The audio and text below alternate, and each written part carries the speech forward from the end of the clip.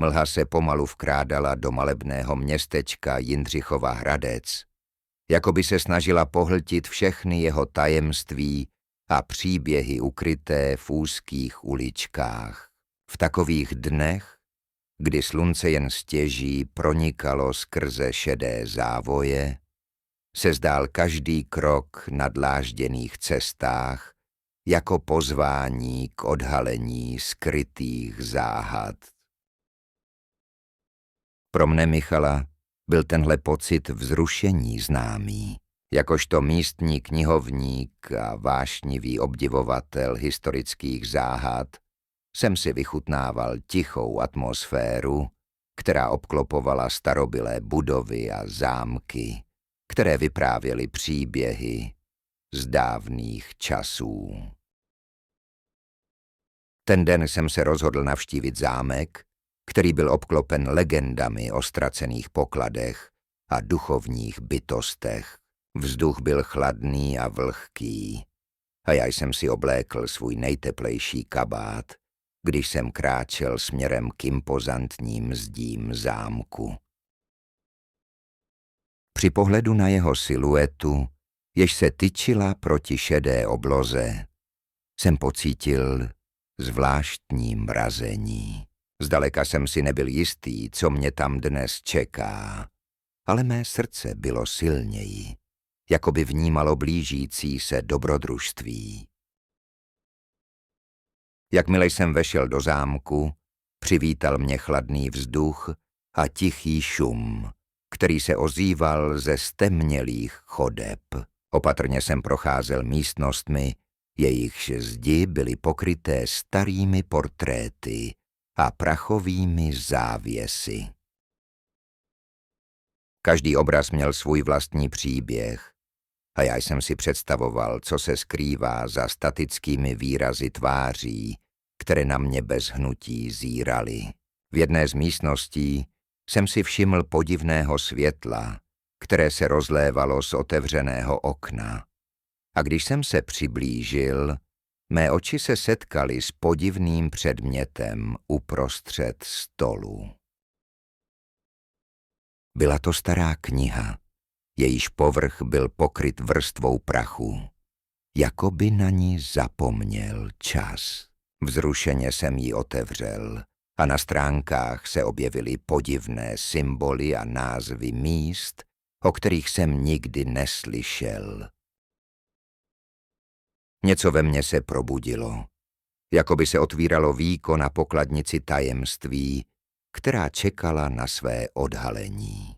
A právě v tom okamžiku, když jsem se snažil rozluštit slabiky, které se mi zdály familiární, vtrhla do místnosti postava, jejíž stín se zjevil jako blesk z čistého nebe. Hledáte něco?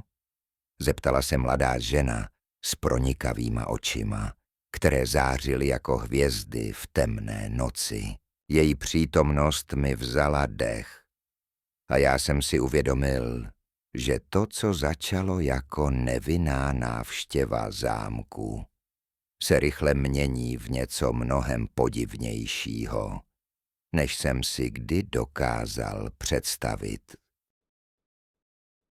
Žena, jejíž jméno se Michal dozvídá až po chvíli, se představila jako Eliska. Její aura tajemství byla ještě posílena tím, jak se kolem ní myhl šedý závoj mlhy, která se vkrádala do zámku skrze stará okna. Hledáš poklad? Zeptala se s úsměvem, který však nesl nádech ironie. Michal, ač v prvním okamžiku ohromen, se brzy vzpamatoval a odpověděl: Nehledám jen poklad, ale příběhy, které s ním souvisejí. Eliska přikývla a její pohled se zaměřil na knihu, kterou Michal před chvílí našel. To, co držíš, není obyčejná kniha. Je to klíč k mnoha tajemstvím a možná i k tvému osudu, řekla zatímco její ruka jemně přejela po deskách knihy. Michal ucítil, jak se mu v hrudi rozproudila zvědavost. Co tím přesně myslíš? Zeptal se, snažíc se skrýt své vzrušení. Ve zámku se říká, že existuje skrytý labyrint, který chrání poklad, jež patřil poslednímu majiteli tohoto místa, vysvětlila Eliska. Mnoho lidí se již pokusilo poklad nalézt, ale nikdo se nevrátil. Četl si o něm v té knize? Michal otevřel knihu a strnul. Na stránkách se mu zjevil náčrt labyrintu, který byl jakoby vytesán do starého papíru. Kolem něj byly podrobné popisy jednotlivých úseků s varovnými slovy o nebezpečích, která na odvážné čekají. Ale co se stalo s těmi, kteří se ztratili? Zeptal se s rostoucím pocitem nejistoty. Eliska se zhluboka nadechla, jakoby zvažovala, zda mu má odhalit více. Někteří říkají, že se stali součástí labyrintu. Jiní tvrdí, že našli něco, co je navždy změnilo. Ale nikdo neví, co se skutečně stalo. A to je to, co dělá tento příběh tak fascinujícím. Srdce mu bušilo v hrudi a Michal cítil, jak se jeho dobrodružná povaha probouzí. Musím to vidět na vlastní oči, prohlásil rozhodně. Eliska se usmála, ačkoliv její oči zůstávaly vážné. Ať tě provází štěstí, Michale, ale pamatuj, že ne všechna tajemství chtějí být odhalena. V tom okamžiku se zvenčí ozval zvuk zvonů, který rozdrtil ticho noci. Eliska se na Michala podívala s naléhavostí. Je čas. Pojď, musíme se připravit na cestu. Labyrint se odhalí jen při úplňku, řekla a vyrazila ke schodišti, které vedlo dolů do temného podzemí zámku. Michal ji následoval. Jeho mysl plná otázky, co všechno je čeká v hlubinách této tajemné stavby. Když Michal a Eliska sestupovali do podzemí, chladný vzduch je obklopil jako studený závoj.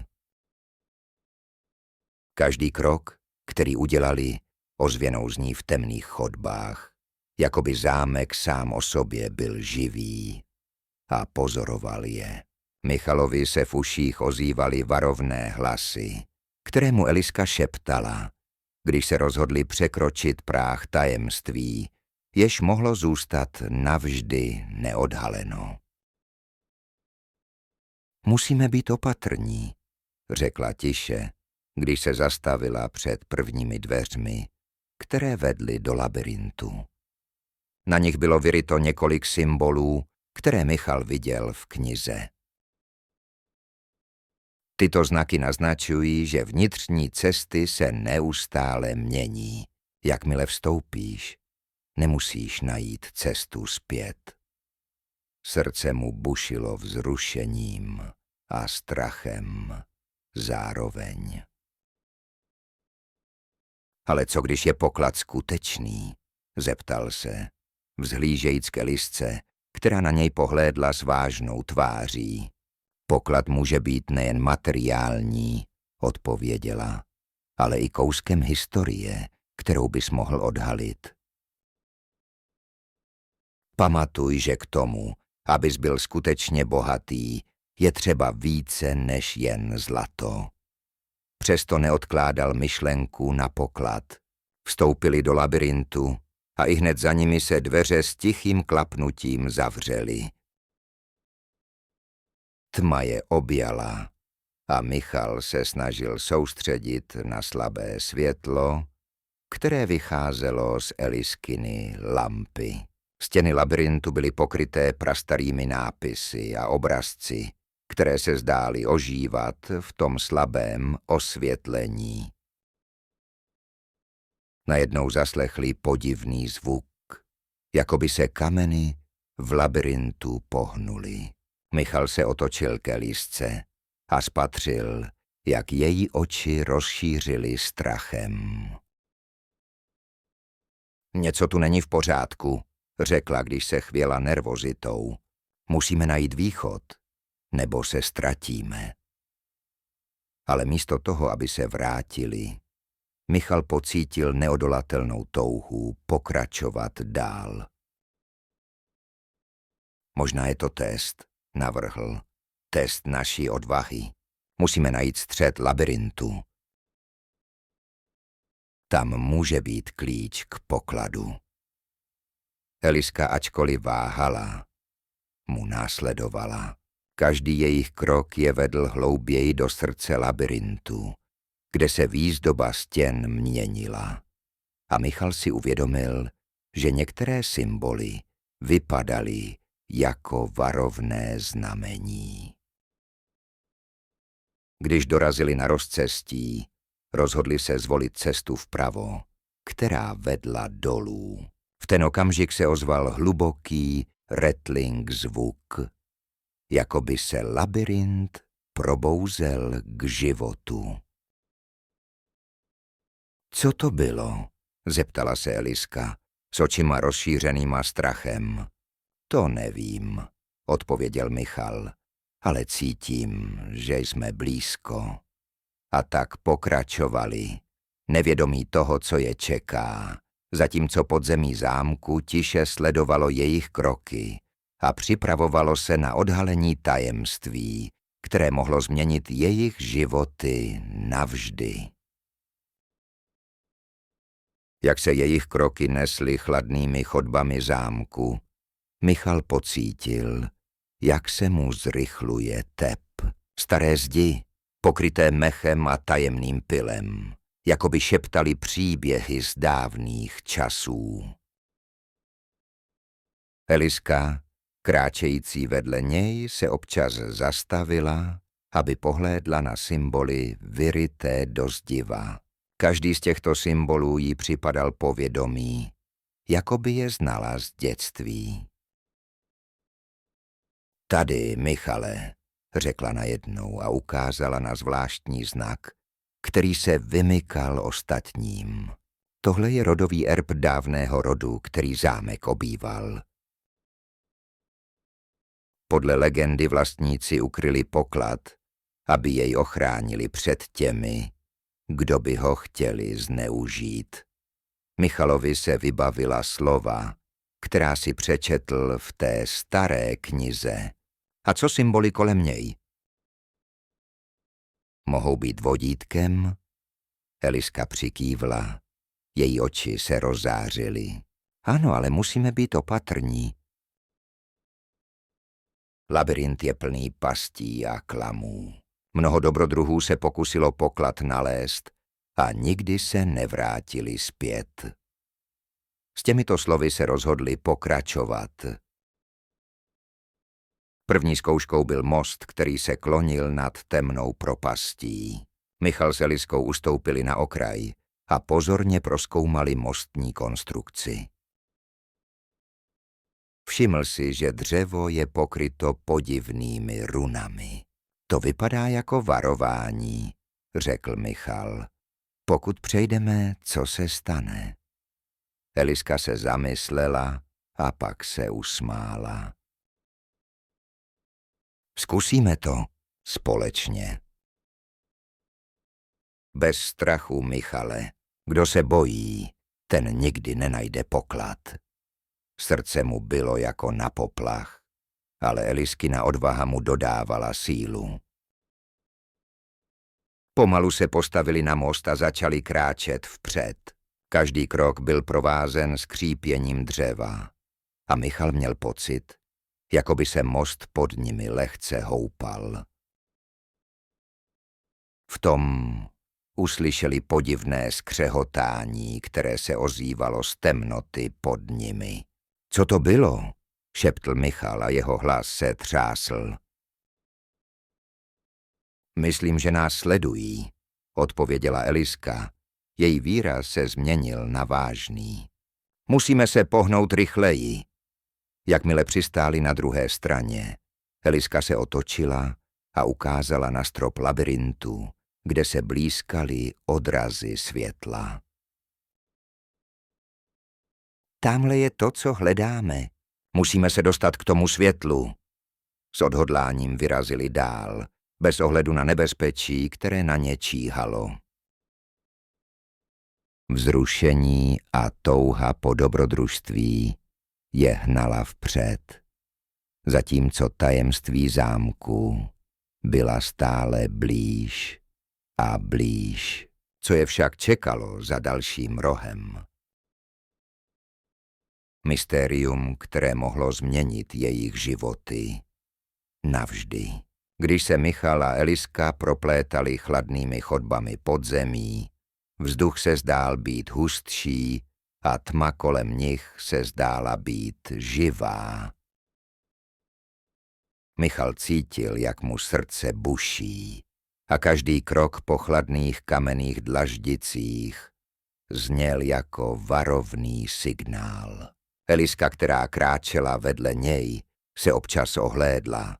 Jejíž pronikavé oči se zdály vidět daleko za hranice tmy. Musíme být obezřetní, zašeptala. Labyrint je plný pastí. Každý krok může být rozhodující. Její slova Michala povzbudila k ještě větší opatrnosti. Když došli ke křižovatce, zastavili se. Na zdi uviděli vyryté symboly, které se shodovaly se znakem na obálce knihy, již našli.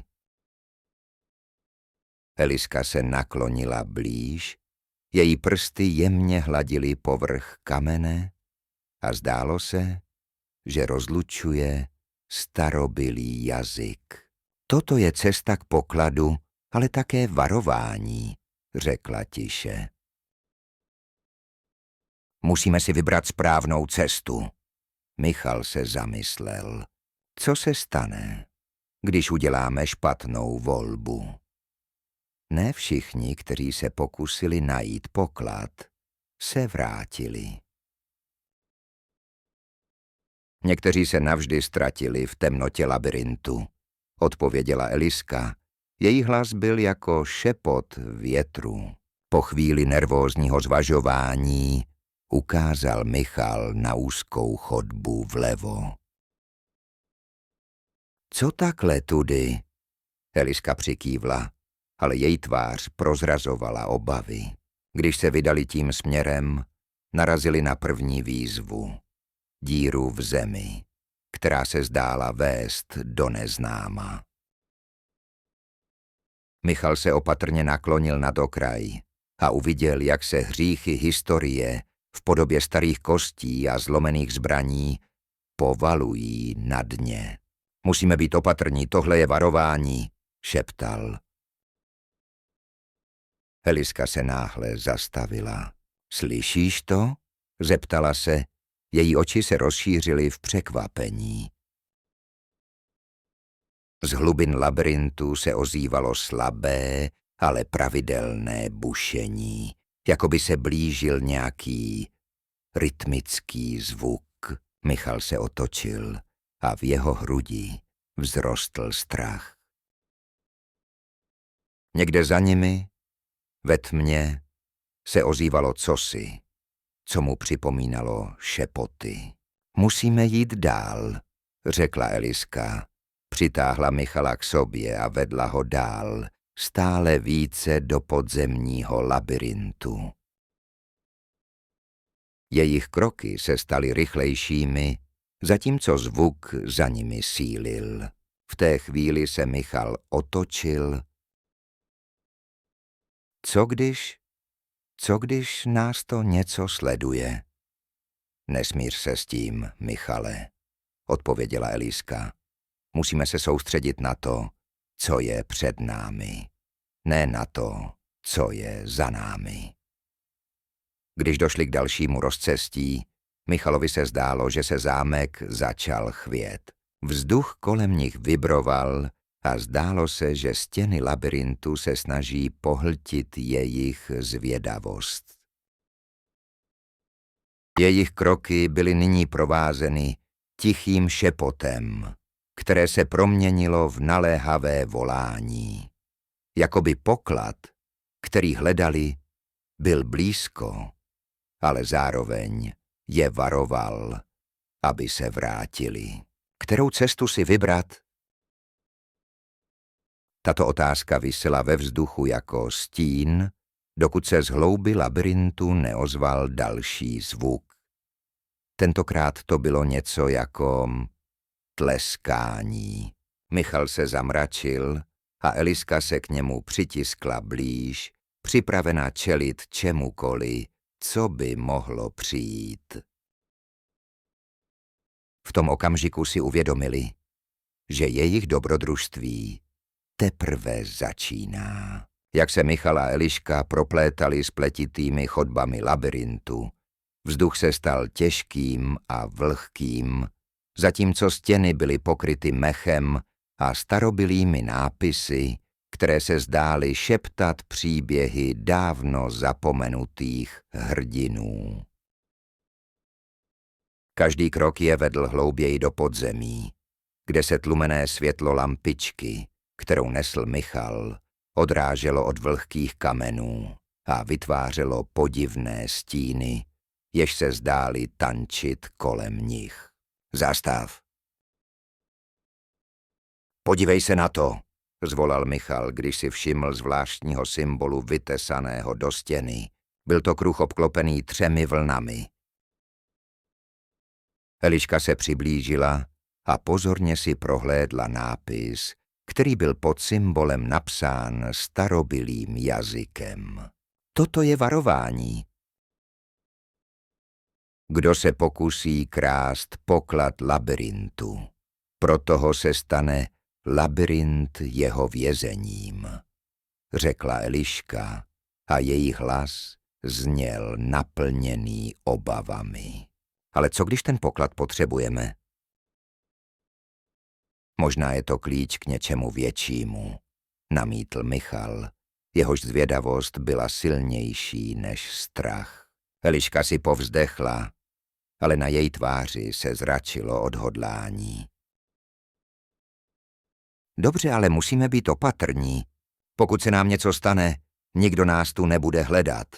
Pokračovali dál, až dorazili k rozcestí.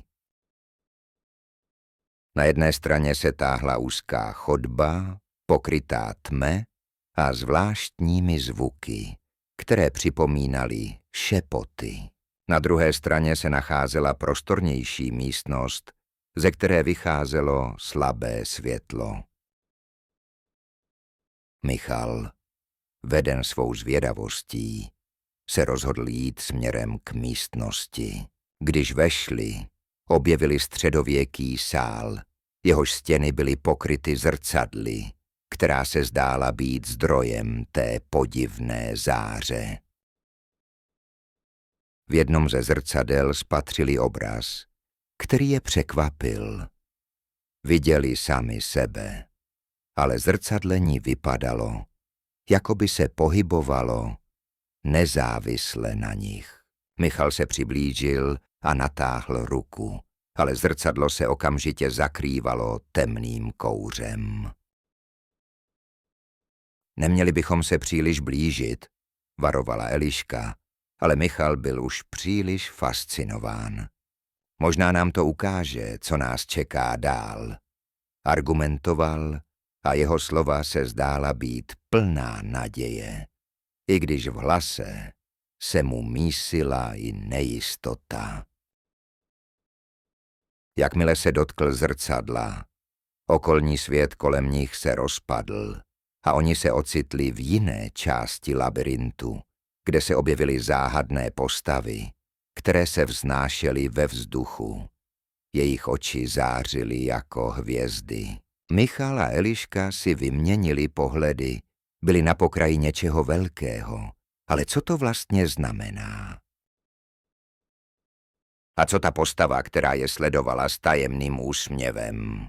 Bylo jasné, že labyrint skrývá mnohem víc, než si představovali, a že jejich cesta teprve začíná.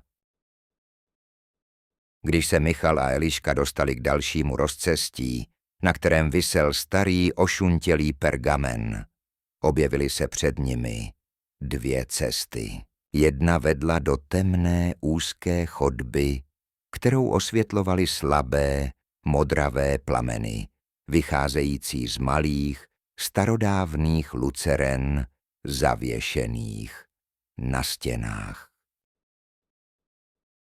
Druhá cesta se zdála být širší, ale s každým krokem se zdála temnější a chladnější. Eliška, nervózní z ticha, které je obklopovalo, si vzpomněla na varování místních starců o stínech, které obývají labyrint. Co když se rozhodneme špatně? Zeptala se s obavami. Michal, snažící se potlačit vlastní strach, se zamyslel. Myslím, že musíme poslouchat instinkty. Ty symboly nás vedou, možná nám napoví, kterou cestu zvolit. Doporučil Elišce, aby se podívala blíže na pergamen. Její oči se rozjasnily, když spatřila, že na něm byla malba starého draka, který strážil poklad s nápisem pod ním: Kdo se odváží, ať se neleká stínů. To by mohlo znamenat, že bychom měli jít tou užší cestou, navrhla Eliška. Její hlas zněl pevněji, než se cítila. S rozhodnutím pokračovat se oba vydali úzkou chodbou. Jejíž stěny se zdály být stále blíž a blíž. Ostražitě se rozhlíželi kolem, když náhle zaslechli slabé šelestění. Michal se zastavil a stichl. Slyšíš to? Zeptal se. Eliška přikývla a v tu chvíli spatřili, jak se ve stínu těsně vedle nich něco pohybuje. Byla to malá postava. Zdálo se, že je to duch, který se snaží ukázat cestu. Duch s vybledlým tělem a prázdnýma očima ukázal na stěnu za sebou, kde se leskla část starobylého zrcadla. Poklad je blíže, než si myslíte, ale nebojte se, odvážní vás čekají výzvy, zašeptal jeho hlas, který byl jako vítr procházející mezi větvemi. Michal a Eliška se na sebe podívali, jejich srdce bušila vzrušením a strachem. Co to znamená? Zeptal se Michal, ale duch se již rozplynul. Eliška se rozhodla, že se podívají blíže na zrcadlo. Když se k němu přiblížili, spatřili v odrazu nejasné obrazy, staré mapy, skryté cesty a tajemné postavy, které se zdály být v neustálém pohybu.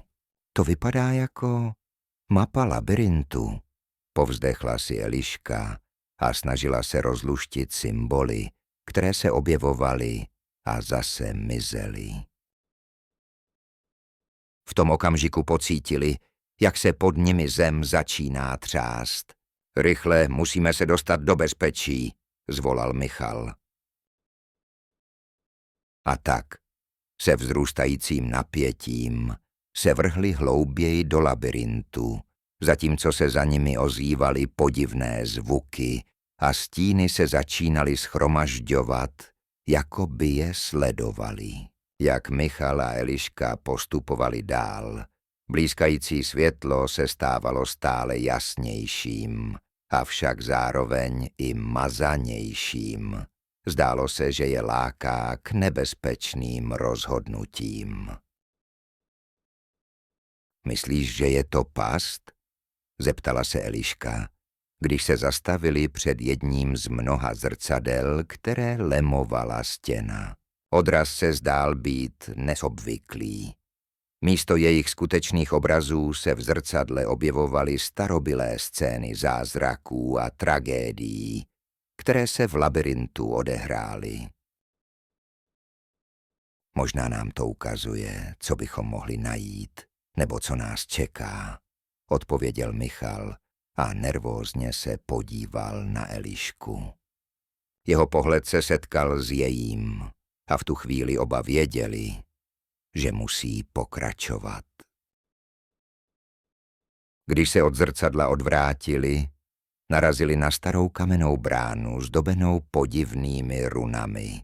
V jejím středu viselo velké klíčové dírce, které se třpytilo jako starobylý poklad.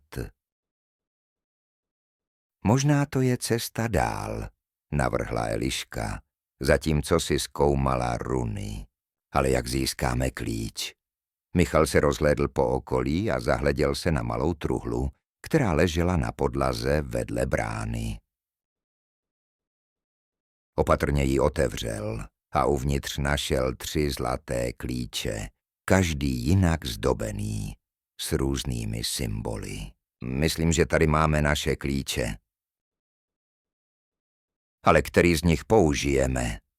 Eliška se zamyslela a vzala klíč s podobiznou draka, který se zdál nejzajímavější. Tento vypadá jako symbol síly a ochrany. Co když nás ochrání před nebezpečím za bránou? S třímajícím klíčem v ruce se oba přiblížili k bráně. Michal se podíval na Elišku a s povzbudivým úsměvem pronesl. Na 3, jo? 1, 2, 3. Když zasunul klíč do zámku, ozval se podivný zvuk, jako by se podzemí probouzelo. Brána pomalu zaskřípala a otevřela se, odhalujíc tmavou chodbu, ze které se linula chladná, tajemná atmosféra. Jakmile překročili práh, vzduch kolem nich se náhle změnil. Vůně mokré země a starého kamene je obklopila, jako by je vítala. Ale s každým krokem se zdálo, že něco ve stínu pozoruje jejich pohyb. Obě postavy si vyměnily nervózní pohledy, ale odhodlání je hnalo kupředu. Za rohem se ozvaly tlumené hlasy, které se mísily s šuměním vody. Co to může být? Zašeptala Eliška, když se opatrně přiblížili k místu, odkud zvuky vycházely. A pak, k jejich překvapení, spatřili skupinku podivných bytostí, malých, šedivých stvoření, která se sehnula nad jakousi mapou. Možná ví, kde je poklad, navrhl Michal a jeho srdce začalo bušit rychleji.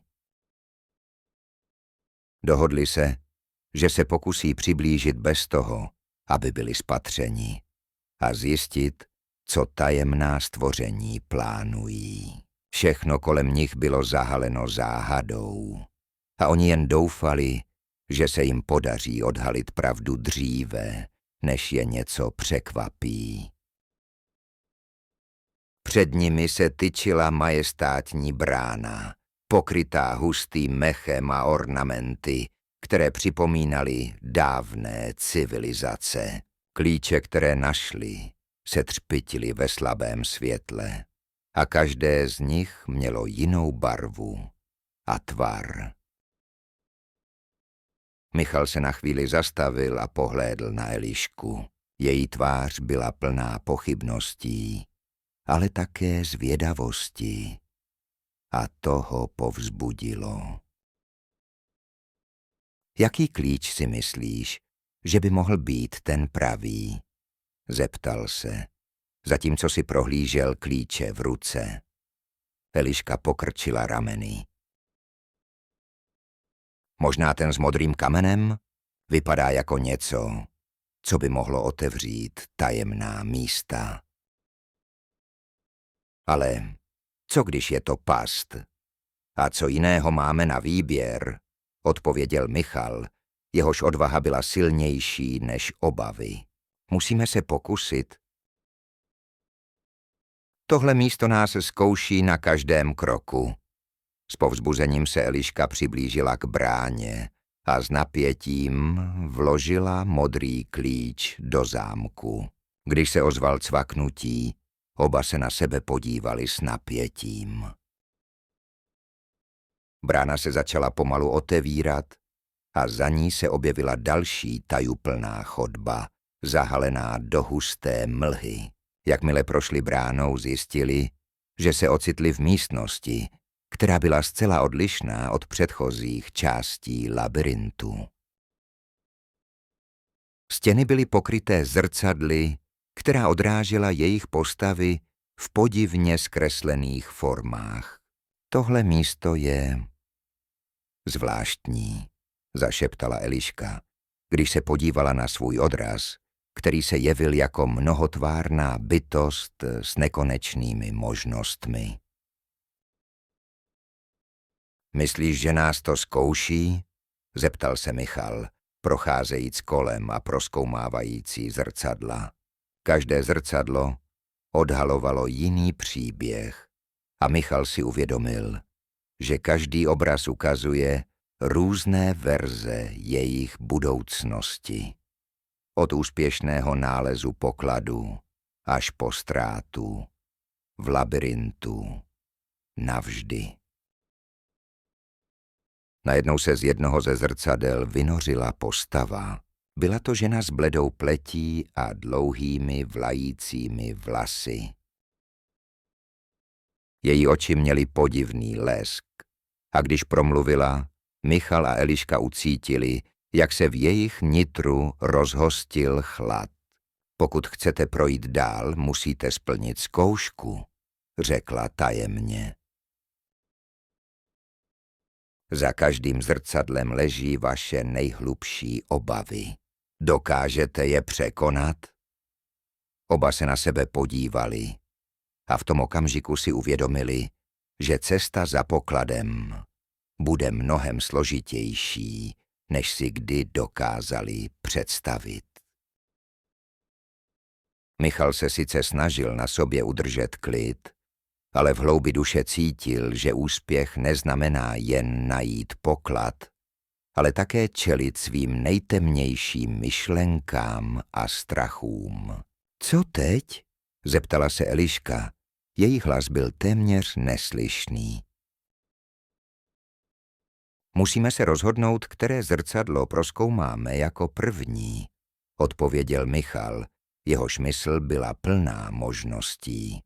Ale musíme být připraveni na to, co uvidíme. Zde se nejedná pouze o poklad, ale o nás samotné.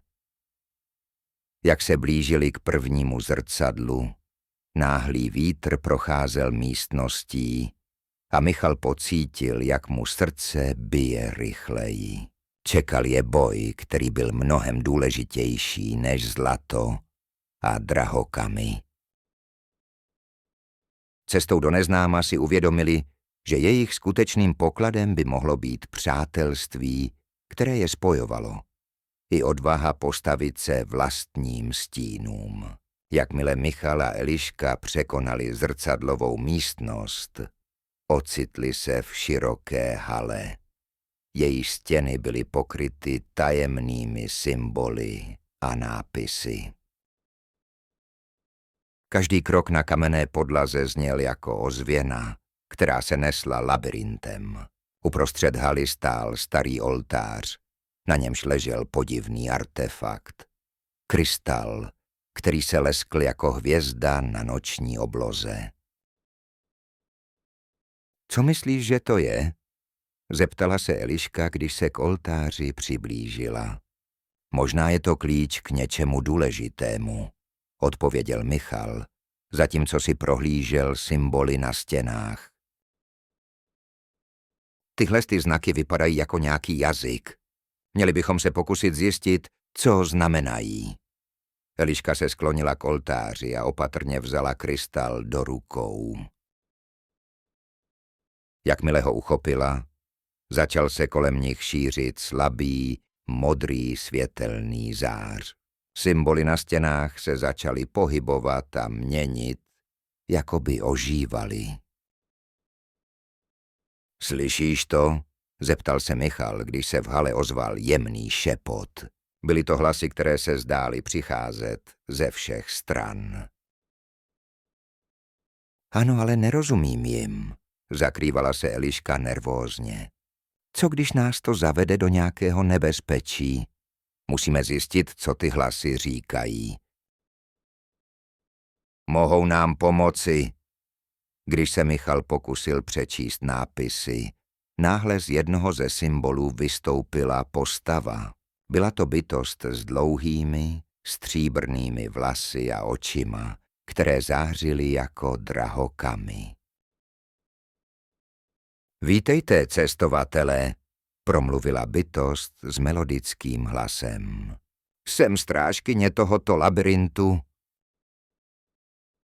Krystal, který držíš, Eliško, je mocným nástrojem.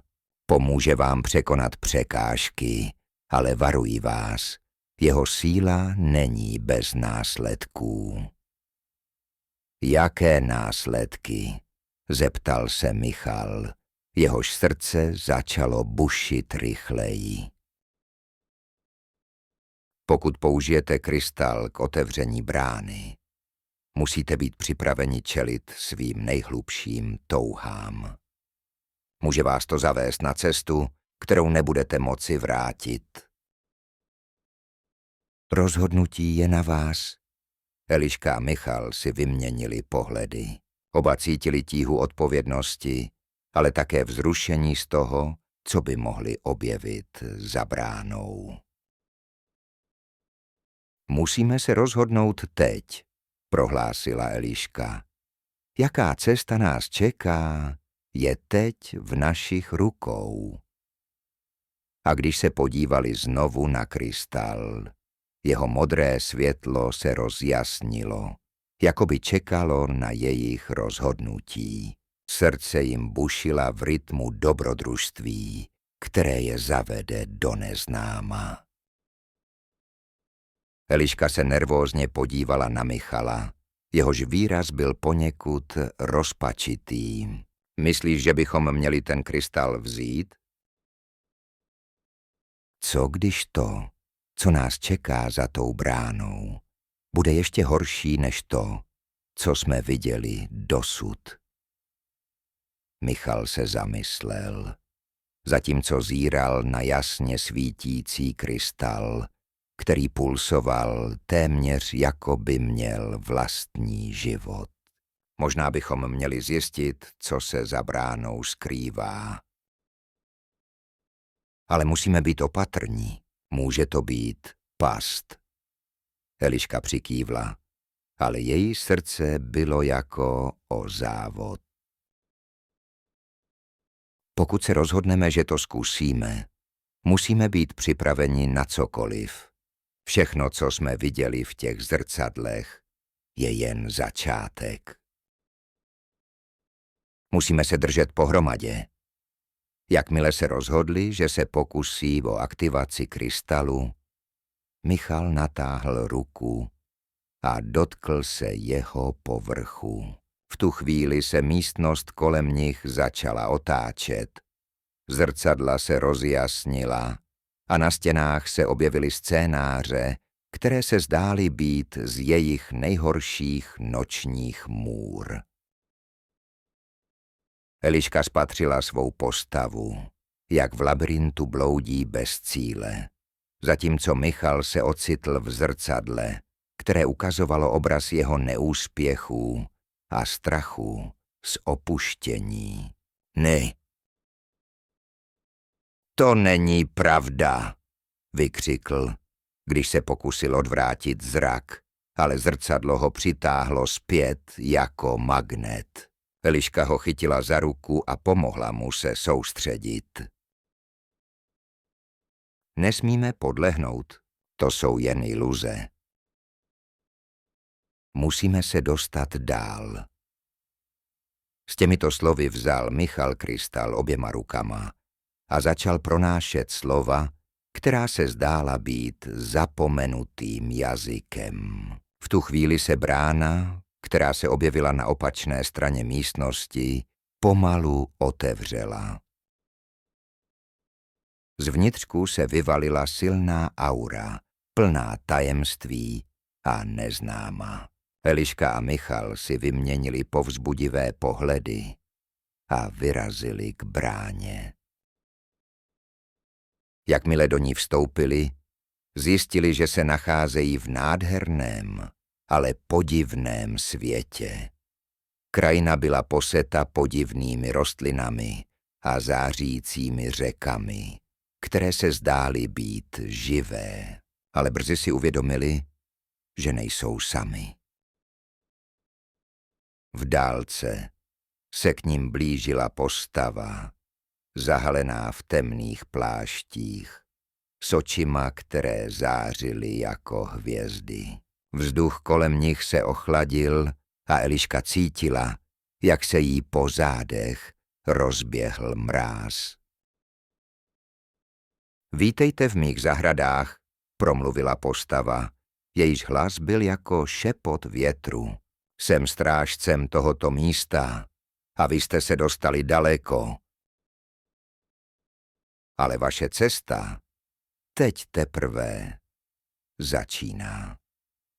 Eliška a Michal si uvědomili, že se ocitli na prahu nového dobrodružství, kde budou muset čelit nejen podivnostem tohoto světa, ale také vlastním obavám a nadějím, které se v nich skrývaly. Jak Eliška a Michal vstoupili do nového světa, uvítalo je podivné ticho. Vzduch byl nasycený zvláštními vůněmi, které se zdály pocházet z neznámých rostlin. Kolem nich se rozprostíraly nekonečné louky, na nichž vyrostly květiny v zářivých barvách, ale vzduch byl naplněn napětím, jako by každá květina skrývala tajemství. Co si myslíš, co nás tady čeká? Zeptala se Eliška, zatímco se snažila rozhlédnout kolem a neustále se ohlížela, jako by se bála, že je něco sleduje. Nevím, ale cítím, že to bude něco důležitého, odpověděl Michal, jehož oči se leskly zvědavostí. Možná se tady skrývá další část mapy k pokladu. Jejich kroky je zavedly k zářící řece, která se vinula jako stříbrný had mezi kopci. Uprostřed řeky, na malém ostrůvku, stálo obrovské, starobylé strom, jehož větve se rozprostíraly jako ruce, které se snaží obejmout celou krajinu. Z jeho kmene vyzařovala zvláštní aura, která přitahovala Elišku a Michala. Myslíš, že by ten strom mohl něco vědět? Navrhla Eliška, když se k němu přiblížili. Jakmile se dotkli jeho kmene, strom se zázračně rozvibroval a z jeho nitra se ozval hluboký, melodický hlas. Vítejte, odvážní poutníci! Jsem strážcem tohoto světa a mám pro vás zkoušku. Abyste mohli pokračovat na své cestě, musíte odpovědět na otázku, která prověřuje vaši odvahu a důvěru. Eliška a Michal se na sebe podívali. Jejich srdce bušila vzrušením i obavami. Jaká je ta otázka? Zeptal se Michal. Hlas stromu se ozval znovu, tentokrát vážněji. Jakou oběť jste ochotni učinit pro to, co nejvíce toužíte? Eliška zmatená začala přemýšlet o svých snech a touhách. Jsem ochotná obětovat to, co mám nejraději, pokud to znamená, že najdu poklad a ochráním naše přátele. A já, dodal Michal, jsem ochoten obětovat svou svobodu, pokud to pomůže nám všem překonat strach a najít cestu domů. Strom se na chvíli odmlčel, jako by uvažoval o jejich slovech. Nakonec promluvil. Vaše odvaha a odhodlání jsou obdivuhodné. Můžete pokračovat, ale pamatujte, že cesta před vámi bude plná překážek, které prověří vaše sliby. Jakmile tato slova zazněla, otevřela se před nimi nová cesta, osvětlená jemným světlem, které vedlo hlouběji do tajemství tohoto podivného světa. Eliška a Michal si vyměnili povzbudivé pohledy a vyrazili vpřed, připraveni čelit tomu, co je čeká. Ale v jejich mysli se stále vznášel strach z toho, co by mohlo následovat. Kdo ví, jaké další zkoušky na ně čekají. Eliška se zahleděla do jednoho ze zrcadel, jehož povrch byl pokryt jemnou mlhou. Když se zrcadlo začalo pomalu vyjasňovat, uviděla v něm vlastní odraz, ale ten se postupně měnil. Místo její tváře se objevila podoba jejího mladšího já, plná nevinnosti a radosti. To jsem byla já, než mě strachy omezovaly, zašeptala. Michal, stojící vedle ní, se na ní podíval s obavami. Eli, co se děje? Je to jako bych viděla, co jsem ztratila, odpověděla. Její hlas byl plný emocí. V tom okamžiku strážkyně labyrintu, která je stále sledovala, přistoupila blíže. Zrcadla ukazují nejen to, co je, ale i to, co by mohlo být, kdybyste se osvobodili od svých strachů. Musíte se rozhodnout, zda se budete bát minulosti, nebo ji překonáte. Michal se zamyslel. Věděl, že jeho vlastní strachy se skrývaly hluboko uvnitř. A teď, když je měl na dosah, pocítil nutkání je čelit. Eliško, musíme se postavit našim obavám, jinak se nikam neposuneme, prohlásil s odhodláním. Eliška přikývla, i když v jejich očích byla stále vidět pochybnost.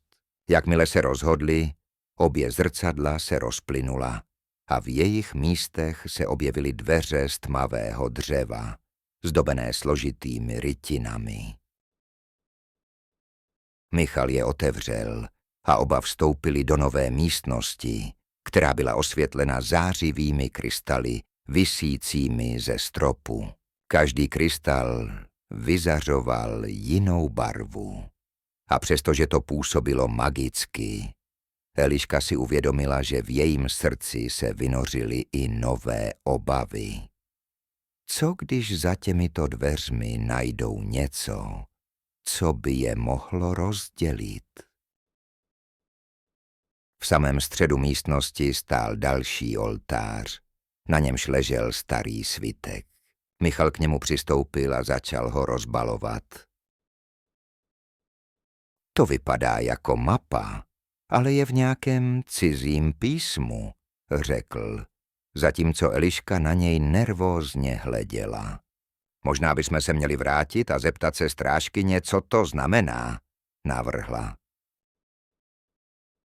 Ale v tom okamžiku se z krystalů začaly ozývat podivné zvuky, jako by se snažili něco sdělit. Každý tón rezonoval s jejich strachy a doufáním. A Eliška pocítila, jak se jí vnitřní síla znovu probouzí. Ne, Eli, tohle je naše cesta. Musíme se postavit tomu, co nás děsí, a najít způsob, jak překonat i tuto překážku, prohlásil Michal, jehož hlas nyní zněl sebevědoměji. A zatímco Eliška váhala, zaměřila se na jeho odvahu a nakonec se s ním spojila. Společně se rozhodli prozkoumat svitek a zjistit, jaké tajemství skrývá. Jakmile začali dešifrovat text, zjistili, že mapa je klíčem k místu, kde je poklad ukryt. Ale s každým novým odhalením se také objevovaly další otázky. Co všechno budou muset obětovat, aby poklad získali? A co se stane, pokud selžou? Jejich dobrodružství teprve začínalo a s ním i cesta k překonání strachu, kterou museli podstoupit. Když se Michal a Eliška ocitli v tomto podivném světě, zrcadla, která je obklopovala, začala vydávat podivné zvuky. Jak se přibližovali, každé zrcadlo se rozsvítilo a odhalovalo obrazy minulosti, přítomnosti a možných budoucností. Michal uviděl sebe sama, jak stojí na vrcholu vysoké hory. Zatímco Eliška se objevila v zrcadle jako silná a sebevědomá žena, která vedla armádu bojovníků. Co to znamená? Zeptala se Eliška. Její hlas se třásl nervozitou. Jsou to naše sny? Možná, ale také naše obavy, odpověděl Michal, jehož oči se upíraly na vlastní odraz, který se náhle změnil na obraz mladého chlapce, utíkajícího před stínem. Toto je to, co se snažíme skrývat, naše slabosti. Strážce, starý muž s dlouhými bílými vlasy, se objevil přímo mezi nimi. Jeho oči svítily jako krystaly a jeho přítomnost vyzařovala sílu. Každé zrcadlo odhaluje část vaší duše, které z nich jste ochotni přijmout a které se pokusíte překonat. Michal se odvážil a vybral si zrcadlo, které odráželo jeho vnitřní boj. Toto je to, co mě brzdí, můj strach z neúspěchu. Eliška, inspirována jeho rozhodnutím, se rozhodla také zvolit. Její ruka se dotkla zrcadla, které ukazovalo její nejhlubší touhu, stát se uznávanou vůdkyní, která by dokázala změnit svět kolem sebe. Chci být silná a nezávislá. Chci se postavit všem překážkám. Strážce se usmál a řekl, dobrá, máte odvahu čelit svým strachům, ale pamatujte, že k překonání těchto zrcadel potřebujete sílu vzájemné podpory. Zkuste to společně. Oba se postavili proti svým odrazům a jak tak činili, zrcadla začala pulsovat a vyzařovat magickou energii.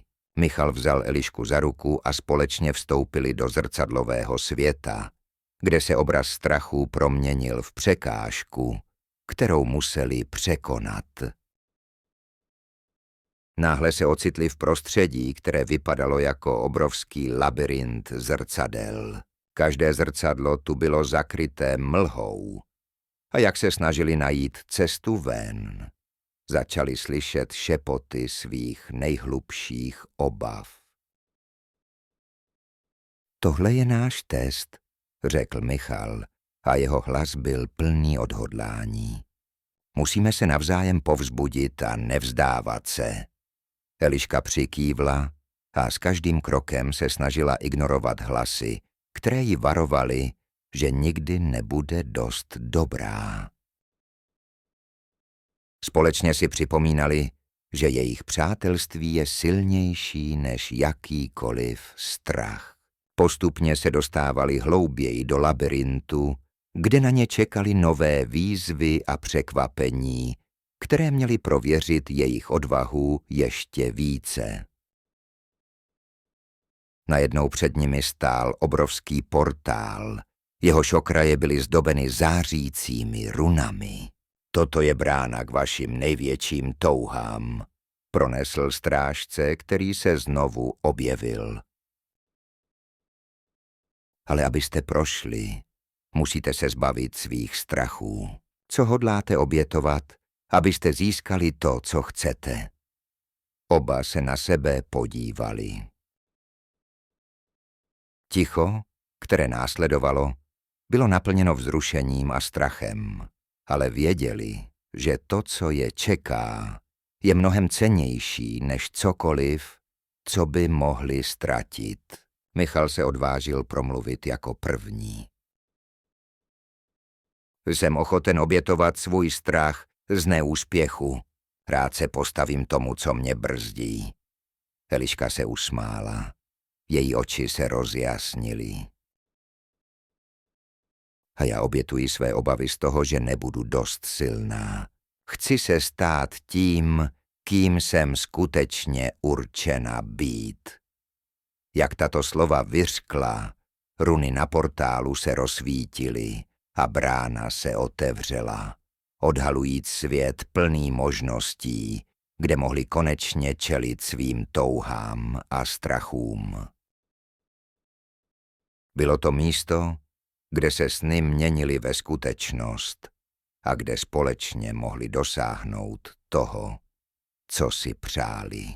Jak Eliška a Michal pokračovali v průchodu labyrintem zrcadel, náhle se před nimi zjevil obraz, který si ani jeden z nich nedokázal představit. V zrcadle se odrážela scéna, kde Eliška viděla sama sebe, silnou a nezávislou, jak se postavila proti mohutné bouři. Zatímco stál v pozadí, ji s obavami pozoroval. Obraz ji zasáhl. Zjistila, že touží být tou, kdo se nebojí čelit výzvám, ale také si uvědomila, že Michalův strach není slabostí, ale součástí jejich cesty. To je naše zkouška, pronesla Eliška s odhodláním.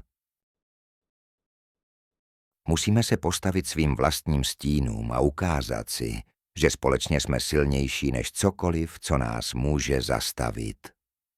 Michal, stále fascinován tím, co viděl, zvedl hlavu. Ale co když selžeme?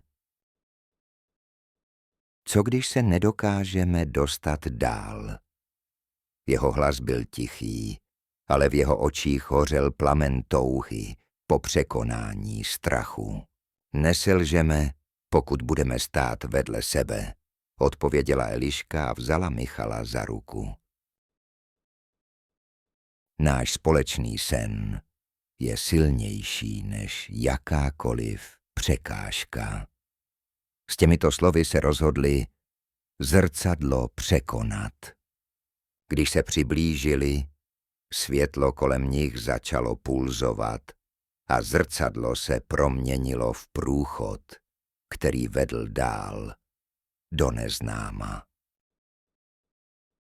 S každým krokem cítili, jak se jejich strach vytrácí, nahrazený novou vlnou odvahy. Když se dostali na druhou stranu labyrintu, ocitli se na okraji rozlehlého údolí, jehož svahy byly pokryty květinami, jež zářily jasnými barvami. Uprostřed údolí se nacházela malá vesnice, kde lidé zpívali a tancovali, obklopeni slunečním světlem.